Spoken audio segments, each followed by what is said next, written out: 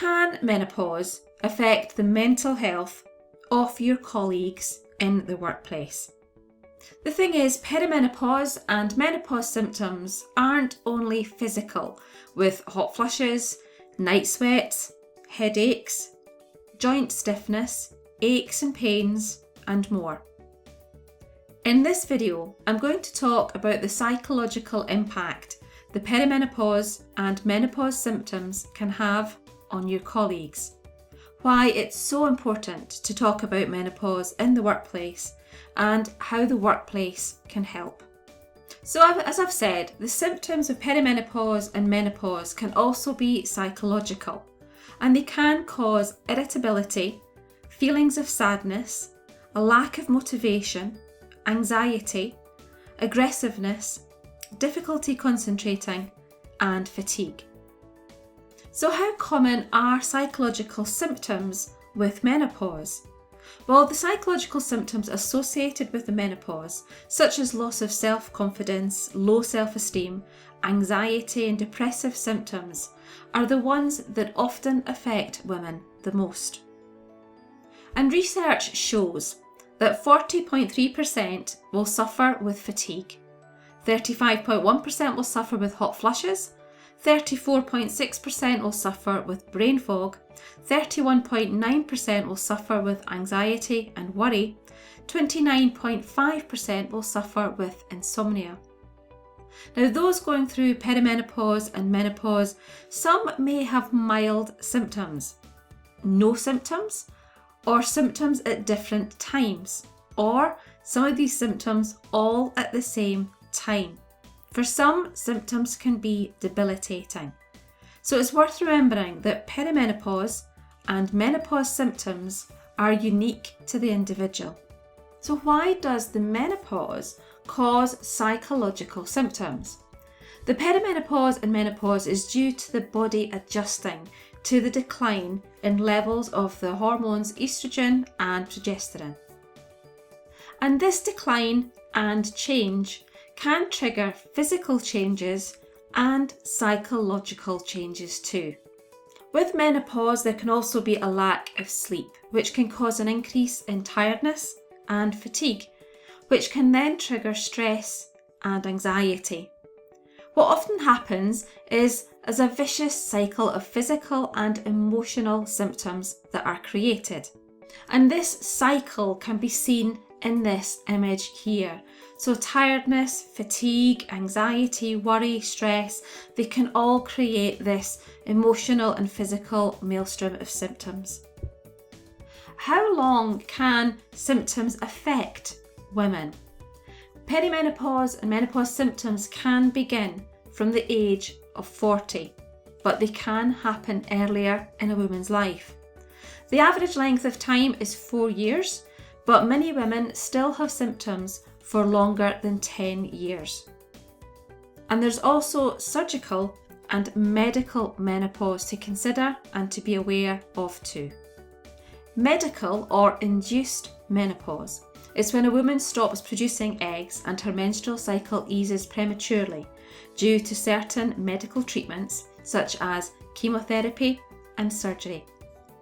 Unlike with natural menopause, which can take years, this process either occurs over a short period of transition time or abruptly, depending on the cause. Now, likewise, the cause of medical menopause determines if it's temporary or permanent. What is surgical menopause? Surgical menopause results from a woman having both ovaries removed in an operation known as a bilateral oophorectomy. If you'd like to find out more about surgical menopause, I've written a blog about it, and I'll pop the link to it below. Will the symptoms be severe for everyone going through perimenopause or menopause? The answer is no. For some, the perimenopause and menopause will happen, and they'll easily be able to manage their symptoms. For some, their symptoms range from moderate to extremely problematic.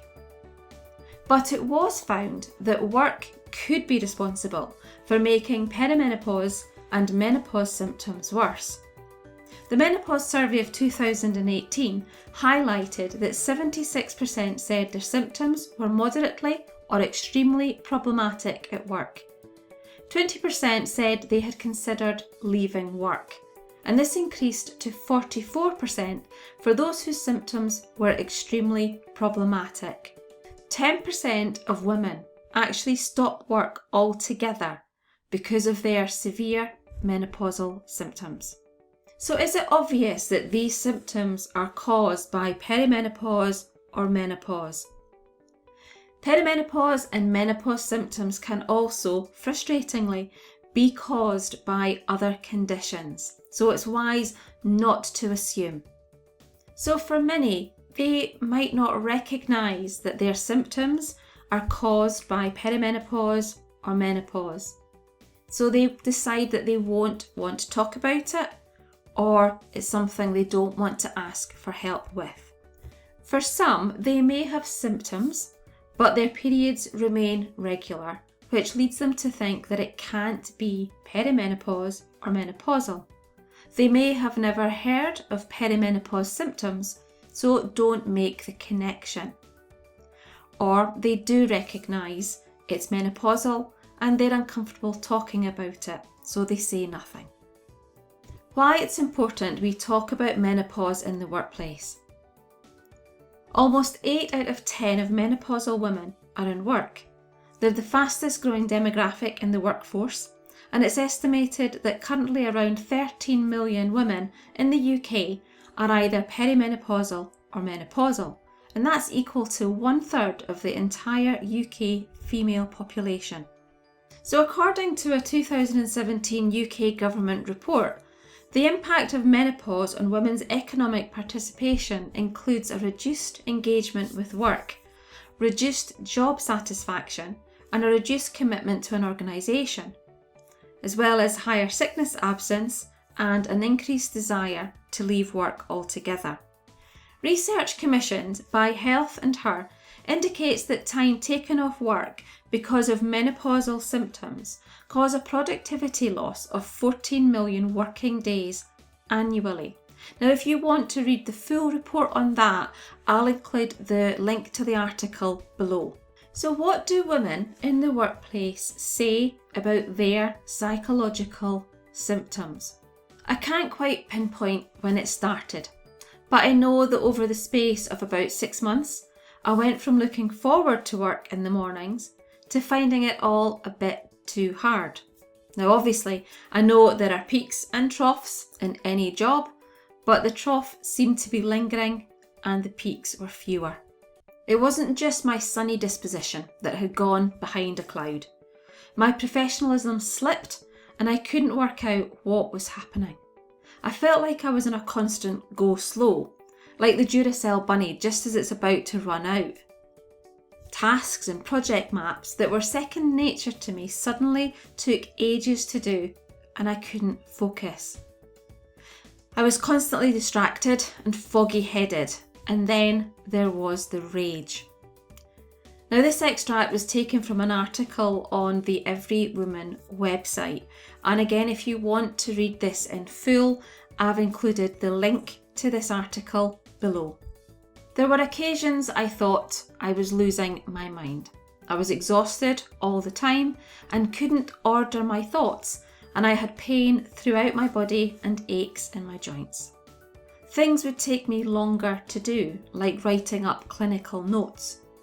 I'd feel more emotional and have trouble remembering simple things like what I needed to buy when I was out shopping.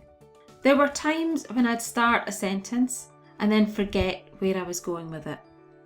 This happened in a meeting once, and when you feel you're not being as professional as you'd want to be, it really affects your confidence. This is an extract from an article on the NHS website, and again if you want to read the article in full, I've included the link to it below. So how can the workplace help?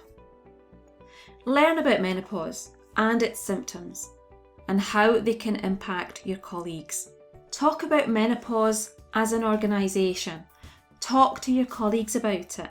Introduce menopause hubs or meeting places or meeting times. put in place support and help.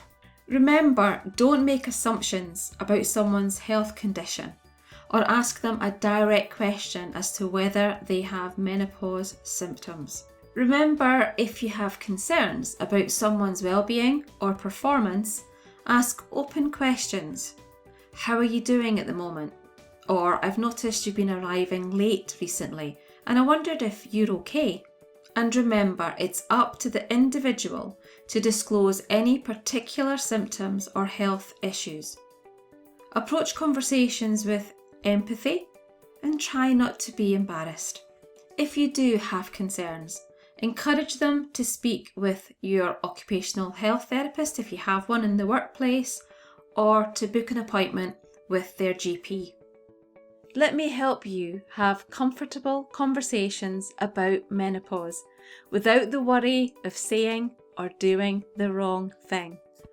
Remember to subscribe and click for notifications of my new videos, and to click the like button too. If you found this video useful and helpful, please share it and tell others about it too.